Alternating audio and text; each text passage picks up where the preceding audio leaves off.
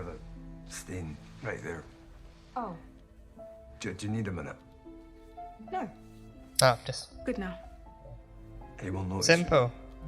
Okay. You have a stain on your blouse. He can notice that even under the hair? Really? That was a teeny tiny stain, and the hair tie is thicker than the stain. I just... Quint drained one of Mr. Wingway's bank accounts last year. Over £200,000. Wow. I believe he'd come back to steal the silverware. I'm calling Owen and Jamie. Owen and Jamie, good. Get the squad together. Get the squad together. I'm not practically perfect, Alright, but is she perfectly splendid? She came up with perfectly splendid, really? Rebecca, It's lovely. Oh to see you. damn. Nothing to meet Okay, you two. Rebecca Jessel, the origins of perfectly splendid. And they're all perfectly splendid. Ah, and now she's using that too. Yep. No, God, no. Jessel is where she came up with that. Weeping Angels. Are we gonna get some Weeping Angels in here now?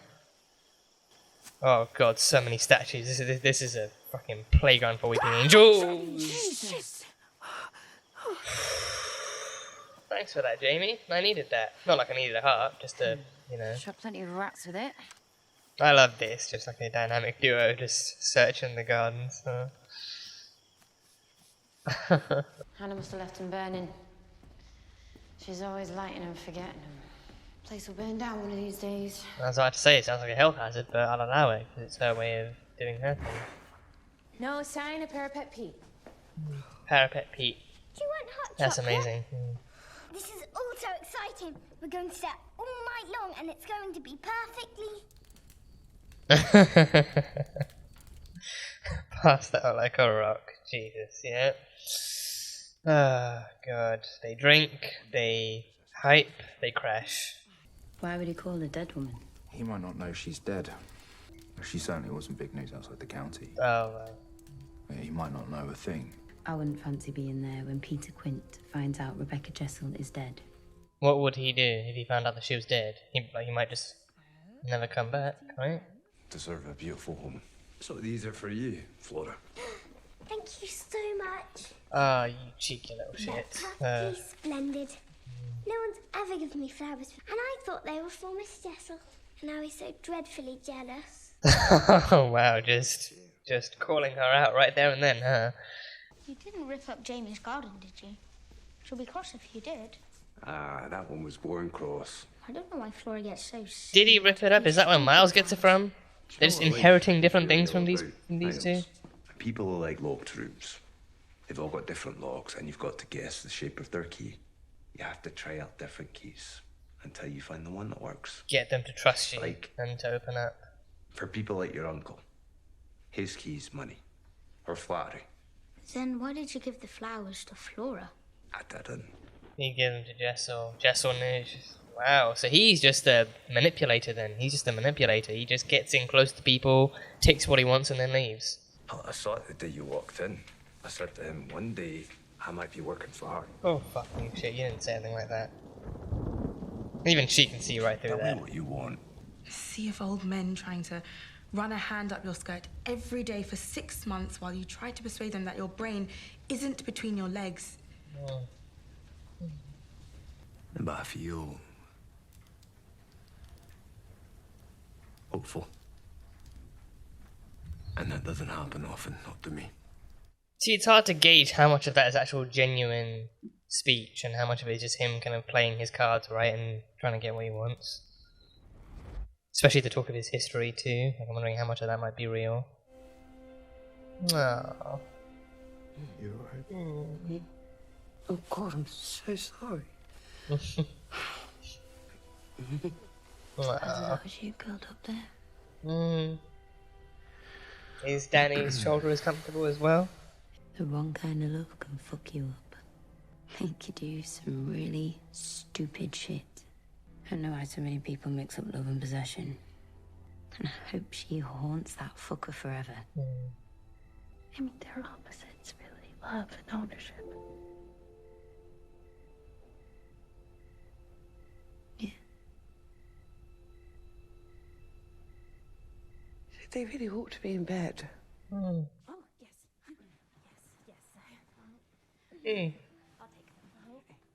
You're the coolest. She is the coolest, isn't she? She really is the coolest. I had a bad dream. Oh no. I hurt you. Oh no. And it made me feel sad. Oh, Oh, you never God. make me sad, Poppet. Let's just make sure dreams stay dreams and not realities. Whoa. Oh. Hand. Hand.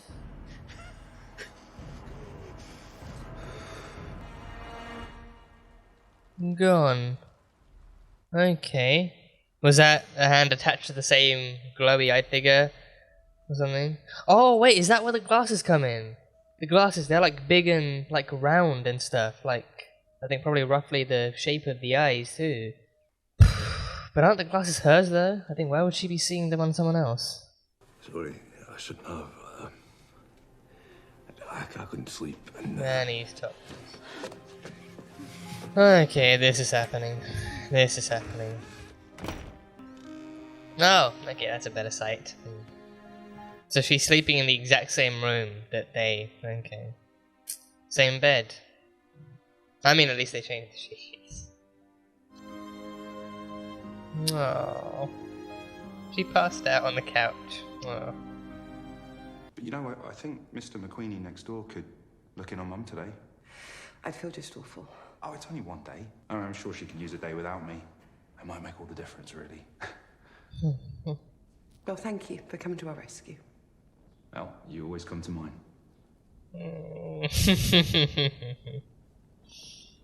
They're so soft. They're so soft. Good morning. It's time to wake. Ah. You're already up. And just literally just stood waiting, staring at the How are door. you feeling? How long was you standing there? Is she already out by the lake? Oh. Oh, that must be Jessel. That must be Jessel's. And I wanted to show Way you back something. when. Way back when. Okay. Oh, good God. Yeah, oh, present day, she's pissed as fuck. Oh. Oh, Jessel. Oh, boy. Oh, Jessel. That when you talk to Henry, you can tell him I said they're all right. The kids are Are they alright. alright?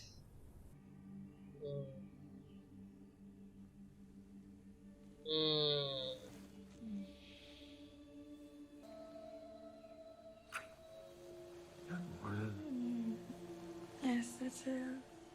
Come back to bed. Please. Patience.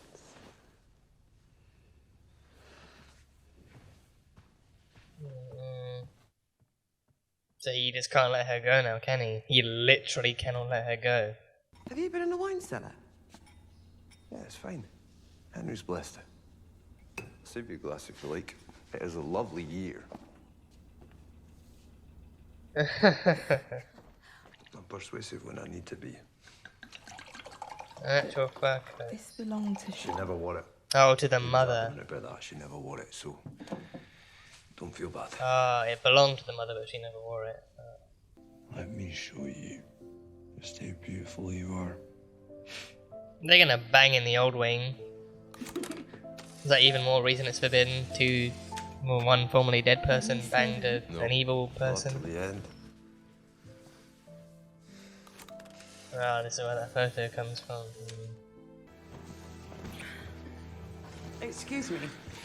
Oh, caught red-handed. The children, Rebecca, are on the lawn Yes, by of themselves. I'm so sorry. You see, if I ever find you in here again, in Charlotte's things, ever again, so help me God, I will drag you out of this house by your bloody hair and throw you into that dirty lake.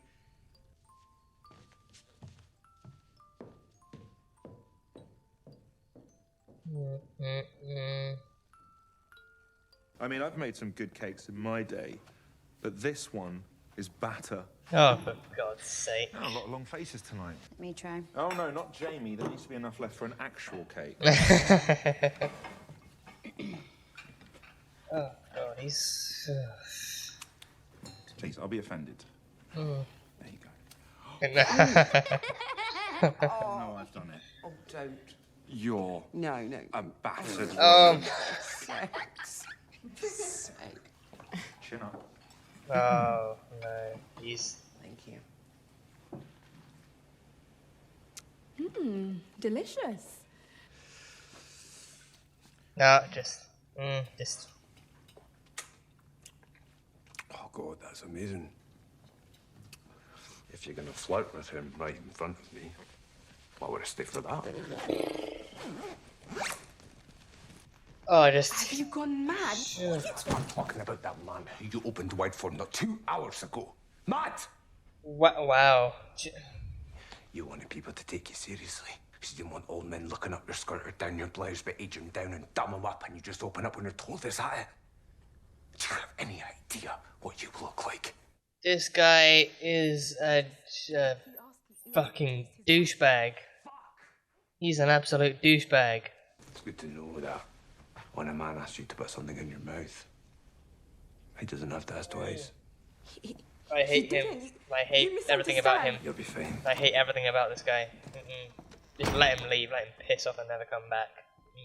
Well, I should have destroyed that photo. Should have destroyed it. Torn it up when you had the chance. Oh my god, you got into the makeup. It's story time. Story time. Story. Two very different types of people in the world. Like it never happened. Go, Flora! That's not my name. What's your name? My name is Tails. Tails. What are you, Tails? Is he heads? Cat, of course. Is he? Name Tails? Is he heads? I've seen it all. It was warm. It was right. In fact, don't react like my strange little friend did. Because once it was done, it was perfectly splendid. That was great. That was great. Claude went away on a journey one day and left the puppets at home. And as time went on, Oh, is his one going to be really depressing? they forgot they had strings. Oh, his one's going to be really Later. depressing, isn't it? They forgot they were even puppets at all. But they kept laughing. These stupid puppets! These stupid puppets who had forgotten. So he pulled on their strings, and it hurt. Okay, no more story time. I think that's the last. Jesus, yeah. I think it's good we hold off on story time for a while at least. Sorry, Pete. Bad news, but she's dead. Hmm. Yeah. No, yeah. He is. Just one moment. Wait, what? Owen's mother? It's your neighbour. I am so sorry, Owen. No. I am so sorry. No. Owen's mother. Oh God. Oh no. Oh. Oh.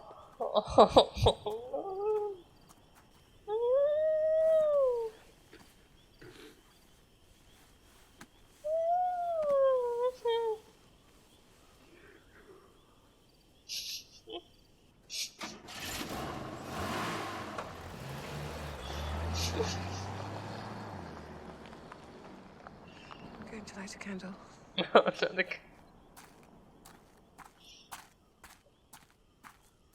I'm so glad you stayed.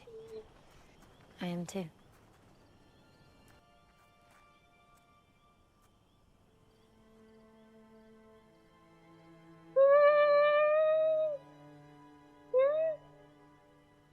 Can we have a happy ending? Can we please have a happy ending? Can we have a happy ending? This beyond yearning looks, please. Can we have something positive?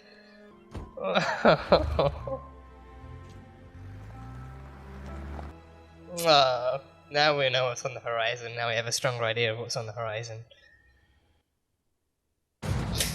Oh boy. Oh, big glowy eyes.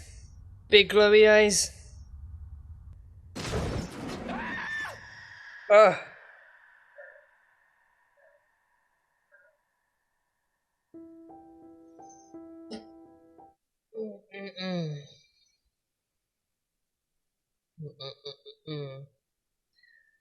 That ending, the ending alone, just, makes sense that the sassiest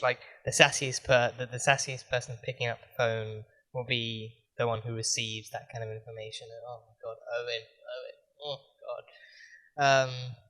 just want to see Hannah just giving him the biggest just kind of hug ever, just lasting like 5 solid minutes, and he him even breaking down into her shoulder. Like he tried so hard to hold back tears with Danny and Jamie, and he held it in up until he got to Hannah. Then you literally see that one teardrop actually physically fall from his eye, and then afterwards it's like, you know, like Hannah actually takes him in, and he just breaks down right there. Even very briefly, I think it's not a full on breakdown. He still managed to pull away and get in the car again, but still, he even for like a few seconds at least, he still managed to, you know, just like give in to Hannah. So, oh god, so his mother didn't make it. His mother did not make it, unfortunately. So,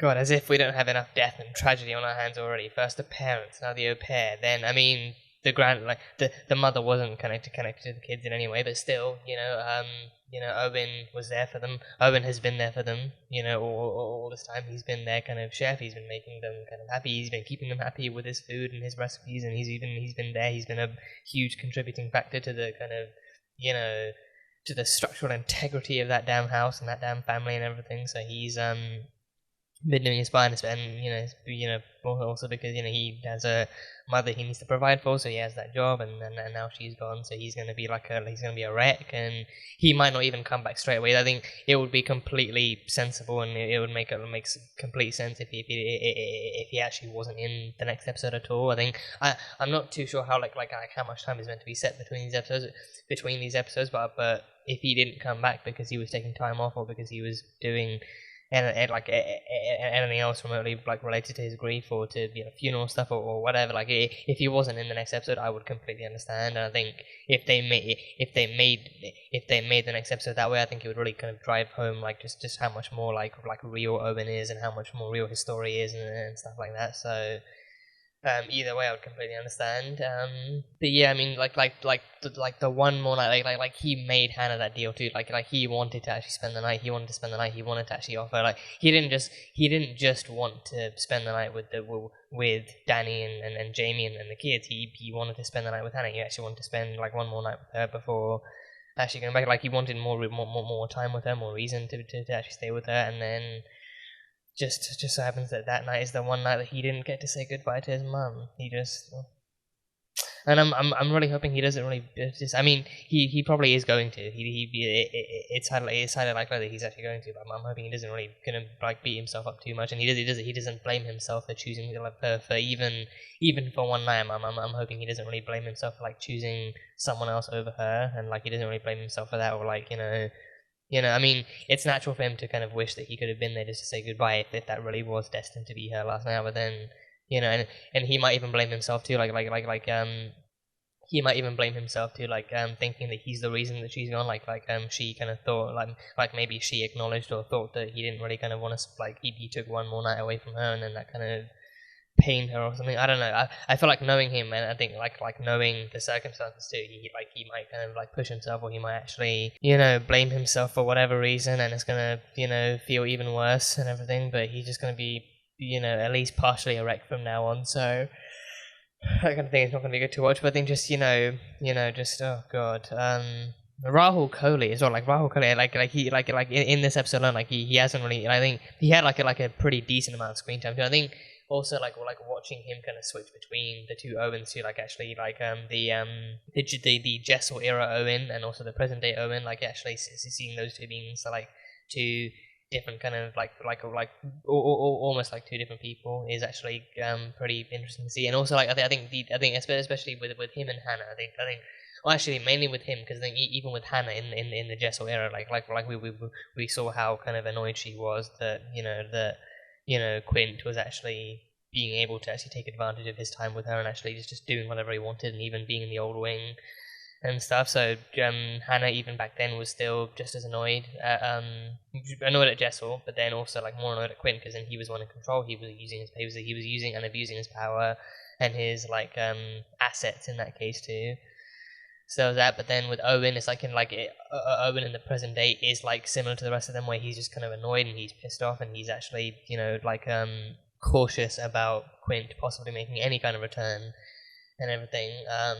So yeah, but then of course this news comes in, and he just has no choice. He has to go back home. He has to see his mother again. He has to kind of, see well, I mean, there's nothing to see. He goes back home and she's dead. That's gonna be it. He goes back home and she's dead. But then he has to actually deal with that, and he has to actually process that, and he has to. God, he has been just nothing but wholesome and compassionate and friendly so far. That in these first few episodes, I'm just hoping that I'm hoping the series treats him well. I'm hoping the series actually treats him well. Even if him and Hannah don't end up together, because I can like even if a romance isn't in the books, I would be perfectly content with them just being friends and them just maintain like a perfectly passionate kind of friendship together. But then as long as the series actually treats them both well equally. And independently, I would be, I'm perfectly happy in that regard too. But seeing him have to deal with that is just, oh god, just seeing him having to suffer, seeing him actually, processing that tragedy and actually leaving. So right, actually, so far we haven't actually seen him, be sad or in any kind of despair as of yet. This is the first time we've seen him in like a truly negative mood, and it's just like heartbreaking to watch. So Rahul Kohli pulls that off completely well too. He actually managed to portray Owen in such like a light and kind-hearted and friendly and easygoing kind of light, and he portrayed him to be such a bright kind of character. And then all of a sudden, I think he just made him human too. He made him human. He made him someone who wanted to make people happy, and he made him someone who wanted to be friendly and open and stuff. But then as soon as tragedy strikes, as any human would, or maybe as almost any human would, he needs to take some time away. He needs to take some time away. This is like a much more personal, more serious matter. So he portrays that perfectly. So yeah, just hope someone can give Owen a hug. Like even if it's not Hannah, maybe someone back home, maybe someone back in the village can actually give him some kind of a hug, and he can just kind of take some time away as long as he needs, and then God damn it, Danny and Jamie. Oh god, that ending, the Danny and Jamie ending. My god, the last 10 minutes had me going from crying with pain to smiling with such joy. I couldn't even like Danny and Jamie. They are progressing in such a beautiful and just such a kind of like vibrant way. And again, this entire episode, Jamie was nothing but vibes. Jamie was nothing but vibes. She was nothing but vibes. So I can very easily tell exactly where this might just be going, and I am all here for it. I am here for a queer horror story. I am here for it. I am all here for it. I cannot wait to see how this progresses and how they get to know each other, and then how they actually manage to traverse this kind of 1990s, 80s, well, whatever kind of horror story. Queer love stories always just amazing to watch, but then like a queer love story in a horror setting as well. That really adds like some level of actual kind of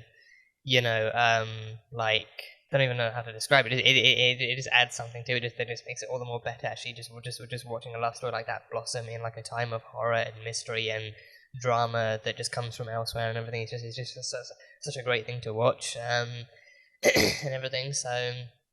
And Danny and Jamie too, they just seem like Jamie has never seen Danny in anything other than if even to begin with a neutral because I think to begin with her introduction was literally she didn't greet the au pair, she just kind of treated her as if she had always been there. So I think she walks in, she sees her, and she probably thinks the new au pair is yet another pretty new lady. Because I think we never really, we haven't yet seen how she how she interacted with Jessel, if she had feelings for Jessel too, maybe if she saw Jessel in a different light, but maybe she never mentioned, or maybe she never confronted her about it, or maybe because she saw or knew that Jessel was actually with Quint. Maybe she never really confronted it. Maybe she never really spoke to her about it, and she just kind of left her be or something. and then she lost her, and then she lost kind of one like potential love down the way or something. And I think if that is the case, then my god, this show is just really just reeling me in. This show is reeling me in out of the water just for heartbreak. That's it. That's all this show is.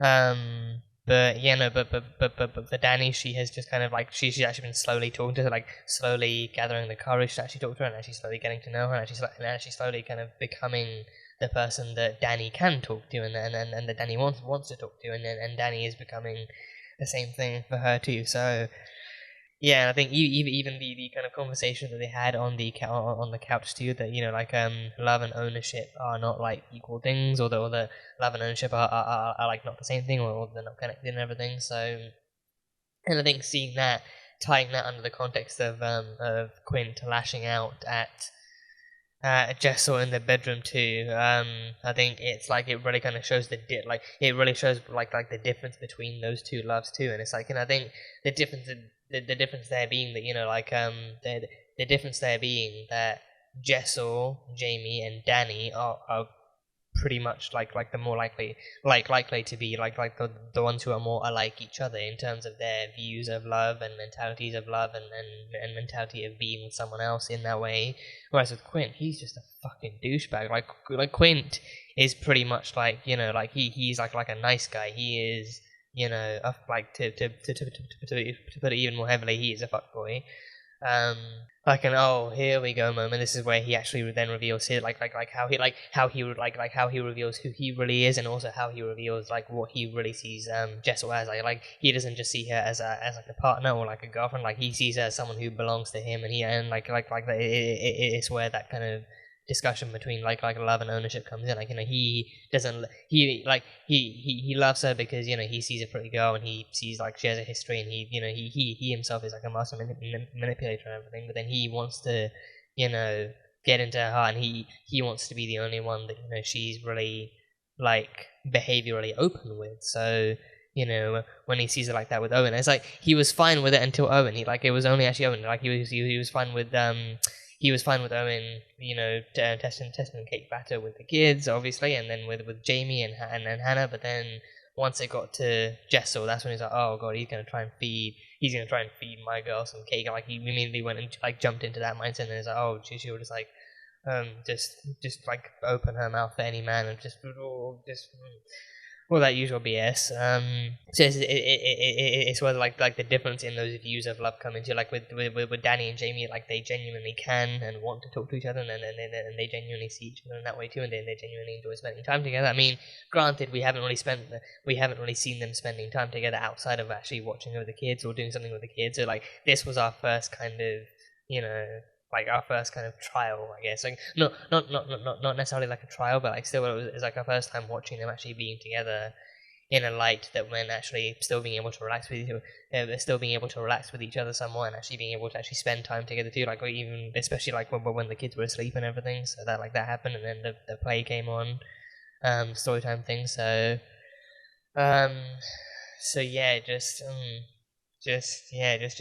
seeing Dani and Jamie, and even on the couch, just as the conversation is progressing, as the discussion is progressing, the yearning looks are there, and they are so filled with yearning. And even outside too, after Hannah and Owen left as well, like before Jamie gets off in her own truck, like she has a truck too. She's a gardener, and she sits funky, and she's Liverpudlian, and she has a truck and everything. She just even outside of her truck, the yearning looks there, and even like the finger like actually reaching for the hands.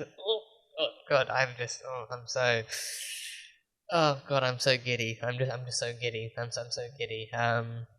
But god, it's just so good. It's so good it's so good to see them actually being able to be closer in like a time like this, and being able to actually connect with each other even on some level, and actually still knowing deep down like this might be something they both want, and actually still kind of like they're still ever so. I think in terms of like actual writing and stuff, it is really just them kind of holding back. I think maybe on Jamie's end too, there could be some level of trepidation, actually not knowing if this is actually something that Dani really wants, or if maybe she's just like maybe if she's just like that Dani really only sees her as a friend, or maybe she just doesn't really want to go that far just yet or something. But then deep down it's like, like that may also that may just be where it's actually headed. So yeah, but Danny and Jamie, oh god, I can't wait to see where they go from here. I really can't wait to see where they go from here, and actually seeing how they both kind of traverse this story and traverse the story of Blind Man, and like how they both kind of just become like ghost hunting girlfriends. Just ghost hunting girlfriends. Give it to me. Give me ghost hunting girlfriends. Give it to me. But yeah, just God, if this story ends in heartbreak, this is the one story I'm going into that I want to see like a happy ending for. I want to see a happy ending for these two. So any like leave the heartbreak with Pete with Quint and Jessel. Leave the heartbreak with them because their story's already ended. So that one is already like a predestined heartbreak. But with this one, give me something good, give me something positive, give me something warm and colourful, and give me something that actually sparks joy. Like I think her name is Marie Kondo. Yeah, like, give me something that this sparks joy. Quentin Jessel, this does not spark joy. Danny and Jamie, this sparks joy. This actually sparks a lot of joy. So yeah, yeah. So yeah, give me something good, give me something positive, give me something, again, warm, colourful, emotional. I'm good with emotional, so I'm good with emotional so long as it's positively emotional. I do not want to be crying tears of sadness. I want to be crying tears of joy because, yeah, Danny and Jamie.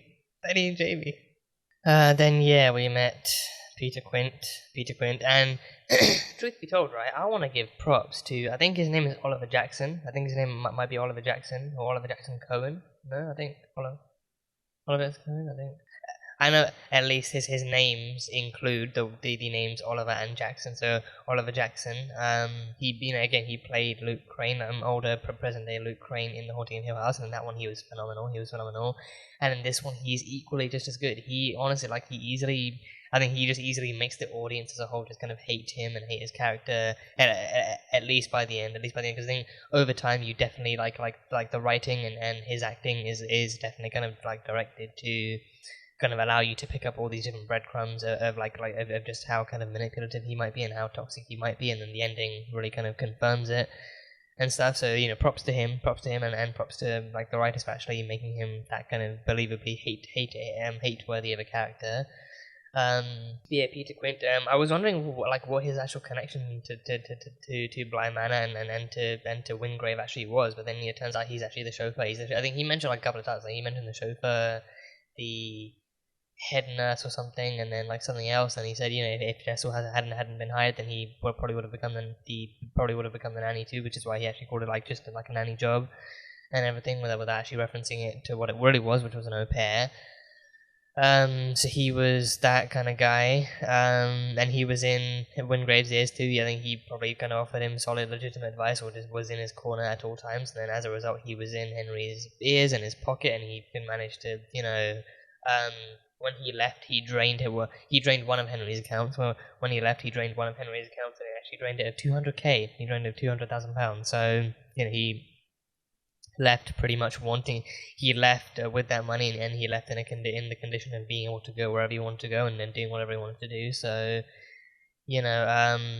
so then I can't tell that. I may be guessing that like that ending that we saw might have been the time that he left. I think like if that wasn't, then maybe like that's what made it hurt even more. Like him accusing her, him turning his back on her on everything that he said and everything that like actually using everything that she felt against her, and stuff, and actually turning the entire night against her and actually like being against her in that way. But then also actually like actually leaving so angrily that night and then never coming back. And then the next thing that they find out, if that is like when he actually left, then maybe actually leaving on that kind of a note too, and then finding out later that he drained one of Henry's accounts and he's actually left and probably left the country and he's nowhere to be found again.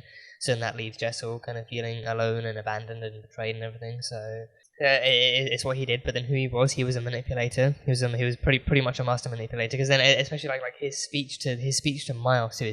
I mean, I'm glad to see. I think it doesn't really look like Miles has really kind of picked up anything from what he said, and I think you know, it's glad. I think if that is truly the case, then I am very glad to see such. Because Miles, I think, as weird as he's been, I think like most of his behavior can be attributed to these mysterious goings on at the manor, and as well as like his kind of like teachings at the school and his grief and everything. So I think most of his kind of weird behaviors can be attributed to that. But then I think for the most part he hasn't really picked up anything from what Quinn kind of told him. And I think Quinn's speech too about, you know, people being doors and trust being keys, like him actually, like he spends enough time with people he spends enough time with people and he befriends them and he earns their trust, but then he finds out what makes them tick and actually like who they are and what they're like and how he can use that kind of thing against them and everything. Like people, like to him, people are just doors waiting to be opened, and then once he's done, he just leaves and closes the door behind him, like he did on Jessel,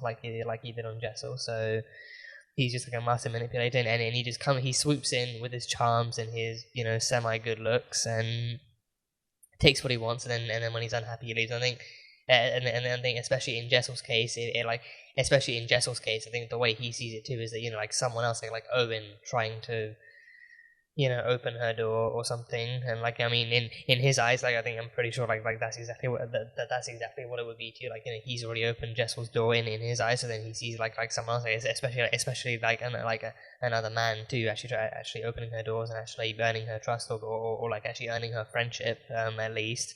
And then he sees that as like a major threat to his ego and his entitlement and all that kind of crap. So he just is the most fragile, egotistical man baby in the story, and he just, you know, like he just wears suits and he has money and he just has class and, you know, smooth talking and all that kind of stuff. But then at the end of the day, that's all he is. He you know, if he has something, he can't stand seeing other people with that person. If he has someone in his life and someone like Jessel that he cares about and he actually wants to keep her all to himself, he just can't stand to see her with other men, at least. You know, again, he had no problems with, you know, Hannah and Jamie. Jamie again. I think, you know, there's really no telling it, like as to whether or not she actually had those feelings. But I think even if she did, I think maybe, you know, from what we can see, it wasn't really until Owen actually did anything that he actually, you know, took offense to. Like, he actually took offense to it. So then, you know, I think we just really have to see if he actually saw Jamie actually talking to her in some kind of way, or actually like actually behaving that way in front of her. And then maybe if she did, he kind of took offense to that too, or maybe he just didn't really care because then he's just, you know, that kind of a prick too. But no, he's just a dick. He's the dick. And I think over time too, you just see him constantly kind of buttering her up and bringing her flowers, and even actually pretending to give those flowers to Flora and everything. And then, you know, like Flora is an innocent young girl. She's an innocent young child. She just just calls it. She sees it, and she doesn't really mean anything by it. But then, you know, like again, Quint knows exactly what boxes to tick, what buttons to press to get people to behave the way he wants and to actually, you know, get what he wants in the end. And then when he doesn't have all of it to himself, he just, you know, yeah. So he's that kind of person. And then even the old wing stuff too. He, you know, apparently settled the kids down for the night, and then he snuck Jessel out onto the old wing, and he actually he showed her a fur coat that used to belong to Charlotte. Apparently he managed to persuade Henry to give him the fur coat that belonged to Charlotte, but then she never actually wore it, so then Jessel didn't have to worry about actually wearing clothes that were previously on like a dead woman. He did that, and then he, you know, got her naked, and then he had already slept with her in her own room. He'd already slept with her in her own room, the same room that Danny's now comfortably sleeping in. So he already did that, but then he wanted to go one step further and probably be like a bit more kind of like riskier and all that kind of stuff. And then he, you know, got her to strip, and then got her to get in the fur coat and all that kind of stuff. And then Hannah catches them. In 4K, red-handed, red tape everywhere. Just, you know, well, not red tape. I think, you know, just like danger tape everywhere. And then, you know, 4K, imaginary 4K camera and everything. So just catching them red-handed, and then she knows. I think especially because, like, you know, it's because I think, especially like that scene of the wine too, like him bringing up the wine, like her actually asking him, like, you know, have you just been down into the wine cellar and actually taken some really, you know, precious kind of like, you know, off limits kind of wine that Henry has stored away, and then apparently he has privileges or like he has, you know, rights from Henry to go touching his wine and to bring it out and to have people drinking and everything. So she knows, for one thing, she knows that Quint is nothing but trouble, but then she also knows that Quint is literally just using Jessel. He's using Jessel for as long as he's here, and for as long as he's kind of happy with her, and as long as as long as he feels that his kind of temporary needs are being satiated, then he's using her. But then once he sees her with someone else, or once he feels like, you know, she's like no longer, because then I feel like maybe if the story went a little bit differently too, like maybe if he had the chance to leave, but then she didn't want to go with him, maybe he would have lashed out for that too. Maybe he would have actually treated her like she was leaving him behind, or like she was being selfish or something. Like, I mean, maybe he feels entitled to her to the point where he tries to take her with him, but then she refuses something. So I wonder if that might still happen. Like maybe that might be the way he officially leaves too. Because I think with this one he left out of anger. So I feel like maybe knowing him, he might come back in and do like a whole big apology thing and actually apologize for leaving her behind, and then he might try again and do this whole thing all over again. Yeah, I mean, I think it's especially like I think like the biggest stuff being like him actually using her own fears and insecurities against her. Like she told him in confidence and in trust that, you know, like she had a history of being mistreated and undermined and even like, you know, sexually harassed by her superiors and then the men she worked for and everything, and actually hoping to see that, you know, like that she was more than, you know, like that her brain wasn't between her legs, and she was more than what was between her legs, and actually trying to actually get them to see her value as a person and as a freaking human being and everything. So she'd spent years facing that kind of mistreatment and underestimation and everything, and that kind of sexism, and he then throws it all back in her face just because he's insulted that she dared, like, you know, taste another man's fucking cake batter and everything. Like, it just you know, just, yeah, and I think like even if it's in anger, like the fact that he uses that to lash out at her too, like, yeah, she shows it, like, it shows how far he's willing to go to hurt her even in anger, but then also shows like how he sees her too, like, you know, he doesn't just see her as his, but he also sees her as someone, you know, like, you know, to him, the simplest thing that she does with any other man, like, even, like, you know, like, just the simplest thing that she could have done with any other man, that he, you know, only likes her doing with him, could have easily just been like an excuse for him to, you know, to shame her or to actually judge her or to actually, you know, like, betray her with that kind of trust as well. So he just is not a good man. And I think it's good to see. It's good to see at the very least that, you know, even in the present day, because of what he did to her, no one in the present day likes him. No one, not a single person in the present day likes him. Hannah never liked him from the beginning, but then, you know, Jamie, outside in the gardens with Danny, she's more than ready to actually blow his face off with her rifle too. So she's more than willing to actually take him down once and for all. So no one really likes him. No one at all really likes him. So it makes sense that he is the evil man in the window, like the evil spirit man in the window that Miles sees. Like, now that face and that kind of ominous presence makes a lot more sense too. So, and Jessel herself was, she was perfectly splendid. Oh god, it's like finding out that she is the one who taught and gave Flora that phrase just has a whole new level of just fucking darkness and depression to it. Actually, like that being Flora's favorite phrase, like everything she likes, she describes that way because she loved Jessel so much. Like Jessel was like, you know, their first au pair, and she was such a she was so similar to Janny, and she was so similar to Danny too. She was actually so similar to Danny in that sense that she, I think she had like somewhat of like an educational background too, of actually teaching and tutoring and everything. So then she had experience with kids, but then also the fact that she has something, I don't know, I can't remember if Danny actually gave off like a similar speech of actually of being that kind of compassionate with kids, but then like she had experience with kids and then she still enjoyed teaching them, so there was that. But then with Jessel, was like, you know, she personally has like that kind of natural inquisitiveness and curiosity about the world around her, and it always like inspires her and actually encourages her to ask questions. And then that exact kind of thirst for knowledge and that kind of curiosity is exactly what she wants to nurture in children. So she was just like a naturally kind of, you know, curious and kind of warm and positive person. So she was just like just like she herself, she was perfectly splendid, and she taught that phrase to Flora, and now Flora uses it for almost everything. So it got me wondering, right? I think as of so far, I think again this is the first episode we've had with Jessel. This is the first episode we've had with Jessel. So we haven't seen her personally using the opposite or even teaching Flora the opposite. But if she doesn't do that, if she doesn't teach Flora Perfectly Dreadful as well, here's a depressing thought.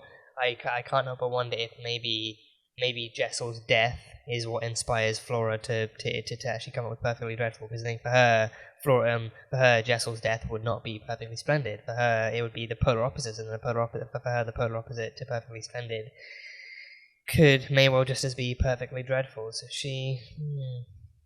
I think if that is if I'm right, if that is the way that she comes up with Perfectly Dreadful because of Jessel's death, then I am going to yeet myself off of the nearest bridge, because again, just there's only so much emotion I can handle, and there's like a bunch of shows that I watch nowadays that are just kind of giving it to me. So and there's already a bunch of shows that I've already watched that have given it to me. So I think there's only so much kind of turmoil that my one heart and soul can take. So just these kids just being this kind of like actually parroting even the most depressing of thoughts and phrases and actual kind of mentality is just not really what I like. It's not really what I need right now. But then it's also just like it actually brings this stuff to like a whole new level of depth and sincerity in its writing and in the story's messaging and everything. So that's just horrid. But yeah, Jessel was actually she was educated too. She had actually had like a bunch of different qualifications, and even Quint actually describing her references as impeccable too. Like he listed off like a bunch of her references from different names and different places and everything, and they all kind of supported her and actually vouched for her for this job too. So then, and I think probably for this particular job too. So she was actually pretty well suited for childcare and like education and that kind of thing. So she came from like a strong background, and even in spite of the harassment she received from her superiors before, like in the past, like she still came from like a well-educated and well-trained and well-fit kind of background. Like she literally worked her way up to actually be here and everything. But even then, it's like only part of her education actually only part of her training beforehand and her education beforehand actually prepared her for this. But then, like she actually told Quint later on that one night that she actually wanted to be a barrister. So I think a barrister, I mean, I don't know, I'm not sure exactly what that is, but I mean, to my knowledge, it is actually like it is a position within law, like within the justice system. So I think it's like in the same-ish kind of area as like lawyers and judges and stuff. So I think like a barrister. I think I could be wrong. I think to my knowledge, it is based within that same kind of area of law. Even if it's not like actual law enforcement, but it is like within that same kind of area of the justice system that lawyers and judges work from. So she wanted to be a barrister and everything. So and I think she also knew about one of Henry's kind of Henry working in something, whatever. Henry working in something related to law too. So that's also why she applied for the job too. Like actually knowing his background and actually trying to kind of positively kind of cozy up to him as a boss and actually working for him in like a different position, but then using that position to show him that she was also someone who was worth vouching for and worth promoting and recruiting for any other purposes that he might need. So she definitely kind of like had dreams and had a future in store, and then Quint had to come and just fuck it all up with his man-child boyishness and everything. So yeah, Jessel was perfectly splendid. And that was a kid's story time. The kid's story time, that was creepy to say the least. I think, well, I mean, it started off like, relatively warm and positive and peppy and very, very childlike. Like they had actually written out a story time and put on some makeup and some different clothes and styled their hair and everything. So they had actually put on an act and everything. So that was cool. And then Flora's one was pretty appropriate, and like she was Tails, and she was I can't remember exactly how the story went, but she was Tails, and she had like a nice kind of like a poetic story, like she was doing nothing but rhyming the entire time, so she had like a nice kind of colourful, cheery kind of story to tell. And then Miles comes in, and as you probably half expect, Miles comes in with like a nice keen story to start, which then slowly devolves into the darkest kind of horror-filled kind of story you can imagine about memoryless puppets who have been on strings, and now they're no longer on strings, and now every time the strings get pulled, they break and they're pain. It's like the music dies down and the more ominous music builds up. But I think I gotta give credit to Benjamin Evan Ainsworth, I believe is his name, the actor for Miles. I think that one scene alone is also just really well done. But I think the actor for Miles actually pulls off Miles in the ideal way too. Like with Flora, she like any kind of twists and turns in her in her logic or in her kind of in her behavior are, I think like a bit more cleverly hidden. But with Miles, it's like kind of his twists are like visible just like that. Like his facial expression, his voice changes, like the way he talks and everything. Like he can easily go from nice normal child to kind of twisted and kind of like really kind of, you know, mysterious and creepy, just like that. And then I think especially like the way he tells the story too, like he starts off with like some nice kind of curious sounding story about a puppet and puppet master and like a puppet master, and then it devolves into a story of abandonment and pain and suffering and memory loss and all these different kinds of things. Like him actually telling that story too. Definitely feels indicative too. That definitely feels indicative of maybe how he feels, or maybe like a story he knows in real life, or maybe just like how events have unfolded in his life and how he's processing and like actually like displaying and projecting different things too. So maybe it's actually like a story that dark cannot go without having much meaning to it. So I think it definitely is like, and I think maybe even his way of actually displaying and projecting his own feelings onto the adults, and actually him telling them how he's feeling or like what he's feeling or like how certain things are happening in their lives right now or in the manner. So either way, great. Just like for what it was, and for what it was meant to be, it was great storytelling. It was really creepy storytelling, and then really kind of really strong storytelling. So props to him for being able to actually match up to Flora's nice and shiny story in that way. So yeah, that happened, and then we know the phone call came in, and then everything went to shit. So yeah, there was that.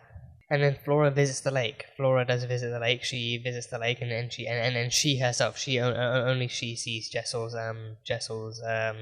ghost in the distance wearing all black and stuff. And then she even made like the talisman.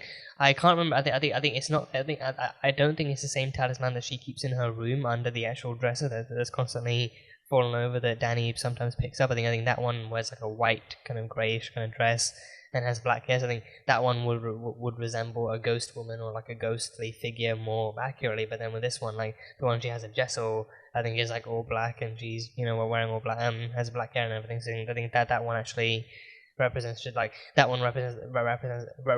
Jessel that she sees a bit more kind of accurately too. So she goes to the lake, and she has the talisman with her. So I can't tell if she goes there with the talisman because Jessel is there, because it's the lake where she died, or if Jessel shows up there because that's where. I think the most surefire explanation is that Jessel shows up there because that's the lake where she died. So like her soul is forever kind of, you know, clinging to that place. Even if she can go inside the house, like we saw last episode, she still is tethered to the lake because that was the place of her death. But then I can't tell you. I can't tell if she shows up there because it's where she died, or if she shows up there because Flora goes there with her talisman to actually see her, to actually summon her or something. So I feel like that might be what it is too. Like her, like there's like little verbal communication. It's like it's all within the eyes, and it's all within her actually watching Jessel from afar. So like that's the communication they have. But then she summons her by going there with her talisman to actually draw Jessel's like spirit out and everything. So yeah, interesting way of communication. Even Miles saying that, you know, like sometimes Flora lies about what she doesn't like and what she does like, and then she lies in general. So she doesn't really kind of open up entirely, because I think maybe she feels like if she actually does tell them the truth, then maybe they'll take it away from her. So like she pretends not to like the lake, so that way no one really kind of expects to find her there or to actually go looking for her there. But then in the case of her going missing, Danny obviously doesn't hesitate to actually check everywhere that she can. So then she lies so that no one expects her to be there. So then that way she can actually go there to be alone and to actually kind of see Jessel from time to time. So she likes to visit Jessel's ghost, so there's that. But yeah, I think overall, definitely a great continuation, and I think it's a good episode, like a good combination of like Jessel's actual backstory, of Jessel's backstory in the past, and also Quint's I keep calling him Quaint, Quint's effect on the manor and on the people inside it in the present day too. Like in the present day, he's still alive too. He's still alive, and he doesn't he's out there. He doesn't know that. Well, I mean, he's presumably still alive. He's presumably still alive, and he doesn't know that. That Jessel is dead as of yet.